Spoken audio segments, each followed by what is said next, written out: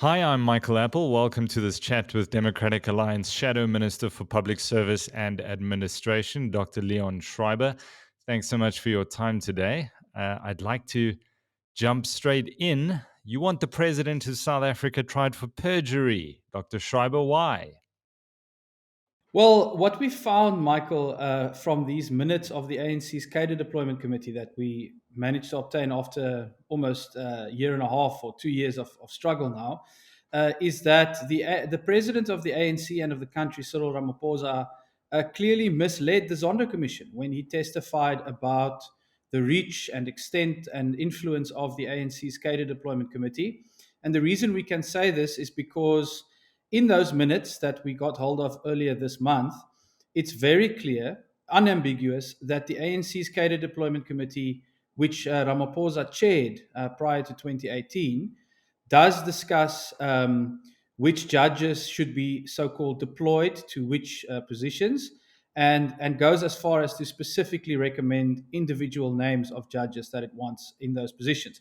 Now, obviously, the minutes also show influence in Chapter 9 institutions, government departments, state-owned entities.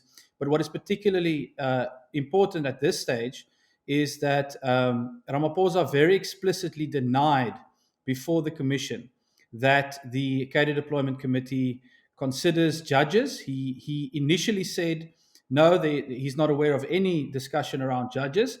Then after a break, and this is where Helen Suzman used to say, go and see for yourself. I was there, so I know that after a break in the proceedings, Ramaphosa actually returned to the stand and said he has to correct himself because he's aware of once where it was mentioned that there were vacancies, but then he was very explicit that there was no discussion about who should be appointed, who would be a good judge, who would not. And that is the part that we're taking issue with, because clearly he would have been aware that that is an untruthful statement. Reminds you a bit of when President Ramaphosa had to come back to the National Assembly about the Bosasa money, doesn't it? Yes, that's an interesting comparison. So I think this case is more open and shut even than anything else we'd seen before, simply because we have written documentation in black and white that what he said was not true. But I think there is a growing perception among South Africans that President Ramaphosa is less than truthful on occasion. And I think specifically what I saw during his testimony at the Zondo Commission is that he was very intent on trying to downplay and spin the ANC Cadre Deployment Committee's influence as something being very benign. It doesn't really have any influence. It doesn't really discuss many appointments of great significance. So this particular statement is part of a bigger pattern where he, in my view, sought to mislead South Africans about the extent to which cadre deployment has infiltrated every aspect of the public sector. And it is, to say the least, extremely concerning that the president not only seemingly chose to defend ANC cadre deployment rather than come out with the truth in the interest of the country, but also that he, despite having clearly received advice during the break at the commission there, still decided to make a blatantly misleading statement. And now, of course, as I mentioned in my statement this morning, the precedent created by the Zuma case comes into play, and that's where it becomes very interesting. Looking at the minutes of that, and let's be clear, it's a 2019 Cadre Deployment Committee meeting. Is that correct? Chaired by Didi Mabuza. That's correct, March 2019. What positions was this Cadre Deployment Committee interested in placing comrades in? So the broader analysis of the 3 years of minutes that we've obtained, so that's covering the period from May 2018 until May 2021, shows by our count 88 different state institutions, as I said, ranging from courts to Chapter 9 institutions like the Human Rights Commission, all the way through to government departments, and not only the top leadership, but actually drilling down as far as deputy director general positions, so getting into almost middle management of the state. But in this particular meeting that we're discussing now, in March 2019, the Minister of Justice at the time, Michael Masuta, made a presentation apparently at the Deployment Committee meeting. Then there was a discussion and a decision to recommend two judges for the Constitutional Court, where there were two vacancies. one position in the Supreme Court of Appeal, one position in the Labour Court, and a position in the Northern Cape and Eastern Cape divisions of the High Court. And then, interestingly, those minutes go on to express a view of the committee, seemingly saying that the judiciary has too much power and that actually perhaps the system has to be even brought under bigger control by the ANC, seems to be the message there. So that's what was discussed. That's what we have black on white. And so the importance of this really is that even though for 27 years we knew such a policy existed, for the very first time in our democratic history, we have clear, irrefutable evidence of how far the tentacles of cadre deployment has spread. Now, does that render something like the Judicial Service Commission, the JSC, a public talk shop, or is it truly there that the judges are actually shortlisted and chosen, or is that a smokescreen? And as you've pointed out, you have this deployment committee who at least is talking about certain judges. Do the two not really match up here? Is one a smokescreen and the other one actually calling the shots? Well, that is exactly the concern, and you can that concern exists for every position in the public sector, because what you see through cadre deployment is the creation of a parallel appointment process. One, unlike the legal appointment process, one that is not legally defined, one where there's no transparency. Clearly, it took us 27 years to get these minutes for the first time, and one which operates according to the personal opinions, views, and considerations of loyalty to the ANC rather than to the country. And so that is precisely our concern with cadre deployment, is that it entirely subverts the constitutionally defined appointment processes, the norms and standards and values and principles that are supposed to apply to the public administration. And that is why we are very, very firm that this practice has to be declared unconstitutional eventually. We have to outlaw it. And what we are busy with now, we view as particular steps in a longer journey to make sure that we actually eradicate cadre deployment. Because whether it's a judge, whether it's a director general position, any person who applies or is being considered for a position by the JSC or any other selection committee should have the fair opportunity where members of such a committee comes to the meeting with an open mind, not with instructions that predate that meeting from a political party. And therefore, we can end up appointing the best among us to these positions of power rather than limiting the pool to this very small group of ANC loyalists, which is the effect of cadre deployment. Dr. Schreiber, how powerful is this committee on the face of it? Didn't it once make the president apologize to it, and for what? Yeah, that is quite an extraordinary tidbit from these minutes, is that uh, on one occasion, the president had to explain why he appointed members to Presidential Advisory Council on State-Owned Enterprises without consulting the Cadre Deployment Committee. And as you say, the president was very eager to apologize and say that it was due to time pressure that he had to actually make an appointment, which is his legal right to make. The people of South Africa vested that legal power in the president, not in the ANC's cadre deployment committee. And the fact that he can be made to apologize shows you just how strong and the influence of this committee is. And it is not the only case. There are cases where ministers are scolded for not following so-called correct procedure, ironically being the illegal procedure in our view. And you can see that there's a very clear sort of apprehension from ministers who attend these meetings that they must get approval, they must get sign off, and in some cases, the recommendations they make are overruled by the committee. And I think a striking moment from the Zondo Commission was when the president was testifying about this, and one of the evidence leaders put it to him that rather than this benign picture that the president was painting about the committee making recommendations and ministers making the final decision, in fact, the minutes show that it is the ministers who show up with recommendations and the cadre deployment committee who makes the final decision on who gets appointed. And I think that is exactly what these minutes show, and that is exactly what we have to get rid of if we want to build a capable state. And I suppose the individuals who are shortlisted, chosen, and placed by this committee, presumably they know who they owe their allegiance to. It's to the party. The question is then, what is the quid pro quo or the expectation placed on an individual like that who has been catapulted by the party? What is that expectation, Dr. Schreiber?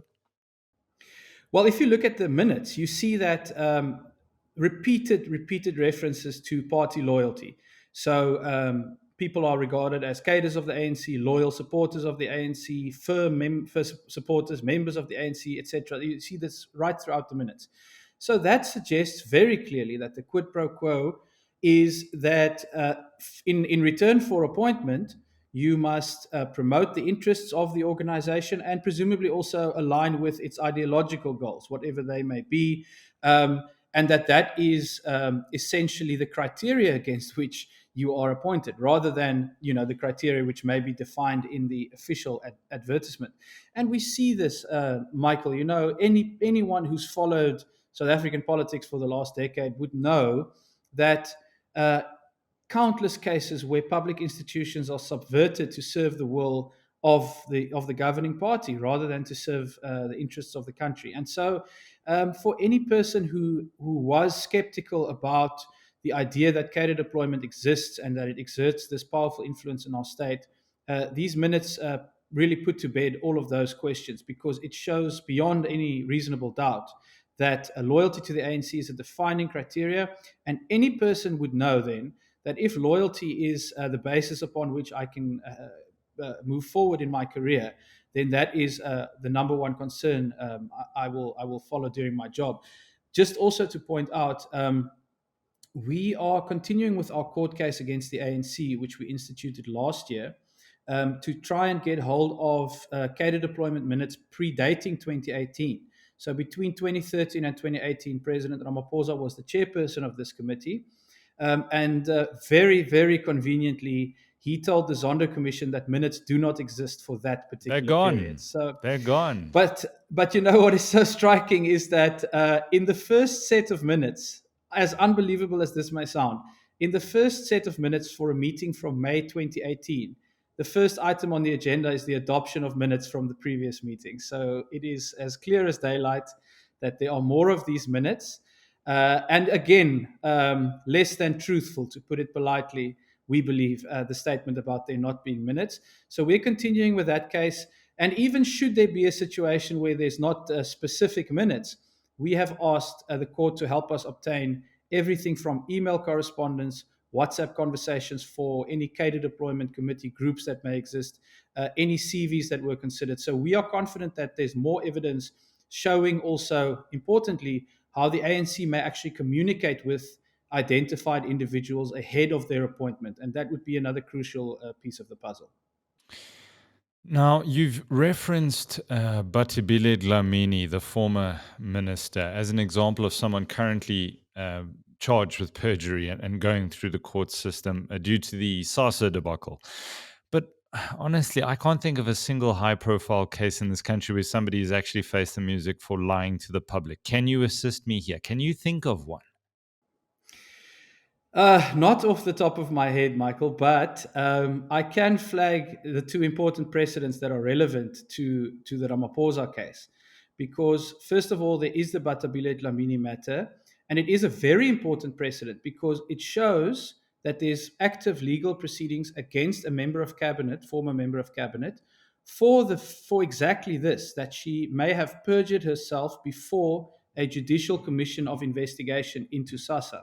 So it is exactly the same situation as pertains with the Zondo Commission.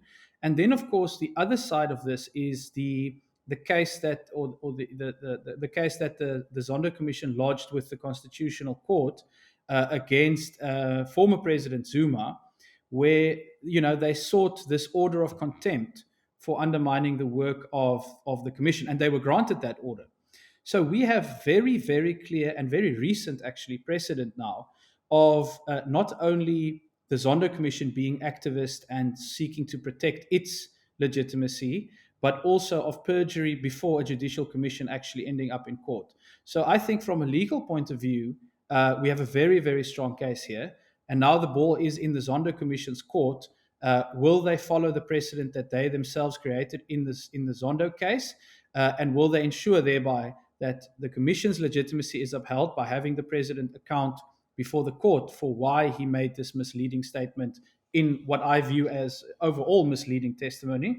And also protecting the integrity of the judicial system, because we cannot lose sight of the fact that we're not, the misleading statement wasn't made about any kind of appointment. It was made about courts and the judges to the highest courts in the land. And so I think there's a very clear responsibility on the Commission and also on the judicial system to take this very seriously in order to protect its own legitimacy and independence. Well, realistically, Dr. Schreiber, is this a Hail Mary request to the acting Chief Justice or the office of the Secretary of the Commission? Have they responded to you? So the letter was just sent this morning. So obviously we've not received a response. But if I had spoken to you 2 years ago about the DA's determination to get hold of minutes of meetings of the ANC's Cadre Deployment Committee, I'm sure most rational people would have described that as a Hail Mary as well. But through persistence and also repeated correspondence with the Zondo Commission, where when we couldn't get hold of those minutes directly from the ANC, we wrote to the Zondo Commission asking them to subpoena the minutes, and then we ultimately got hold of the minutes through the Commission. So we are creative and we are determined, and I do not think that this is something that can just be dismissed out of hand. And as I say, we are really committed to seeing this fight through, to ending cadre deployment, and also to holding President Ramaphosa frankly accountable for his role in this. Because, as I say, he was the chairperson, and without fear or favor, the DA wants to hold people accountable who played a role in state capture, whether that be through associations with the Guptas or through cadre deployment. So we'll see what the Commission says, but I can guarantee you this is not the end of the story.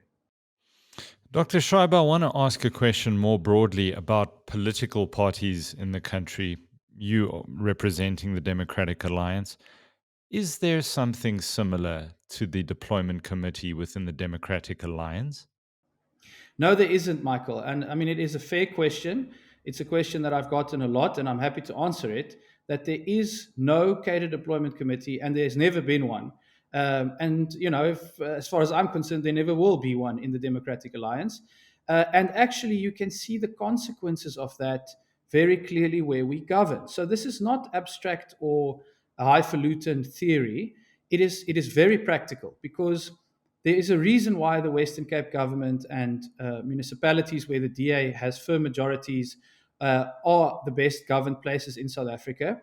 And that is because appointments are made in keeping with the legally defined, constitutionally defined appointment system, whereby there will be selection panels, whereby the decision ultimately rests with the selection panel and the particular appointing authority.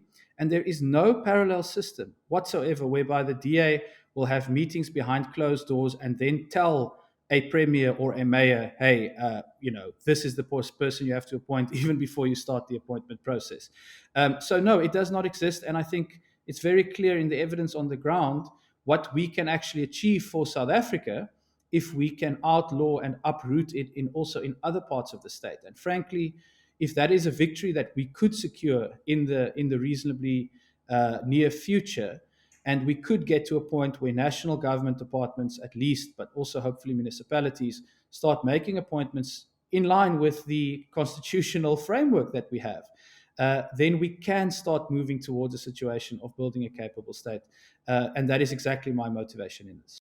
Lastly, you're hopeful then that that the DCJ will actually make a pronouncement on the legality, I suppose, of this deployment committee in the final volume of the state capture inquiry report.